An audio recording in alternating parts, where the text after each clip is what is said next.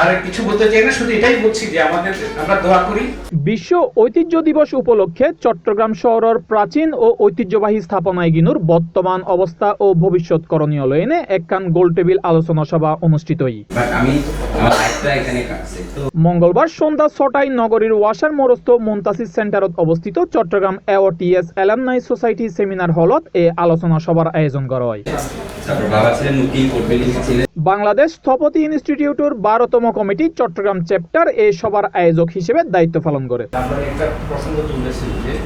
সভার সঞ্চালনায় আছিল স্থপতি মোহাম্মদ আসাদুজ্জামান চৌধুরী। এতে বক্তব্য রাখে স্থপতি আশিক ইমরান, স্থপতি ফজলি ইমরান চৌধুরী, স্থপতি ফারুক আহমেদ, স্থপতি মোহাম্মদ শাহিনুল ইসলাম খান, স্থপতি মোহাম্মদ গোলাম রাব্বানী চৌধুরী, স্থপতি সাইদা জেরিন উদ্দিন সহ আরো অনেকেই। পুরাতন বসতি নিচতলায় ওয়েডিং কার্ডের দোকানগুলো ছিল, উপরতলায় কিন্তু তারা বসবাস করে। আমি এটা এই জন্য বলছি যে আমাদের চিটাগাং শহরে কিন্তু এরকম স্থাপনা, যেমন ইভেন আপনি হকার্স মার্কেটও can be a heritage site.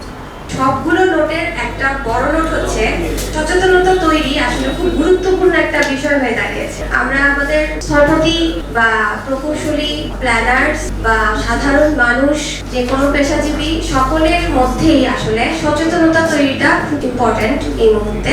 আসলে হেরিটেজ উল্দি যেখানকু সভ্য জাতিল্লাই নিদর্শন যেন আরা হই ইরাকর মেসোপটেমিয়া সভ্যতা 5000 বছরও পুরানো সভ্যতা বলে ইবেল দে হেরিটেজ যদি আমরা রক্ষা নগরী তইলে আরা যে সভ্য আসিলাম আরা পূর্বপুরুষ যে সভ্য আসিল এই জিনিসটা আরা আসলে আড়াই ফেলি। স্থপতি আশিক ইমরান তার বক্তব্য জানাই, হেরিটেজ হচ্ছে একটা দেশের, একটা শহরের, একটা সমাজের যে ইতিহাস সংরক্ষণের যে যাত্রা, সেটাই। এটা যদি হারিয়ে যায় তাহলে একটা জাতির যে ইতিহাস, কৃষ্টি, সাহিত্য হারিয়ে যায়। আমরা আইবিরটা আজকে যে উদ্যোগটা, এটাকে স্বাগত জানাচ্ছি এই কারণেই যে এই যে একটা হেরিটেজে একটা গুরুত্বপূর্ণ বিষয়, এই বিষয়টা যেন আরও বেশি মানুষের মধ্যে ছড়িয়ে দেওয়া যায়, সাধারণ মানুষের মধ্যে, এবং নীতি নির্ধারণী পর্যায়ে যাতে এই বিষয়টা গুরুত্ব সহকারে ওনারা বিবেচনা করেন, সেটার কারণে এই আয়োজন আমরা শুরু।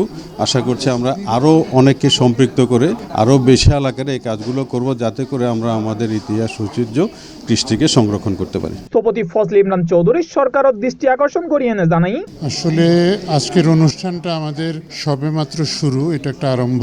আমরা আশা করছি আমাদের কিছু চিন্তা ভাবনা আছে, সেগুলিকে আমরা একত্রিত করে আমরা সরকারের কাছে এগুলি আবেদন জানাবো, আমাদের এসব ঐতিহ্য, আমাদের এই কালের সাক্ষীগুলিকে সংরক্ষণ করবার জন্য। আমরা এ পর্যন্ত তেমন কোনো বাধা বিপত্তির আমরা সম্মুখীন হইনি, কারণ কাজটা মাত্র আরম্ভ হয়েছে।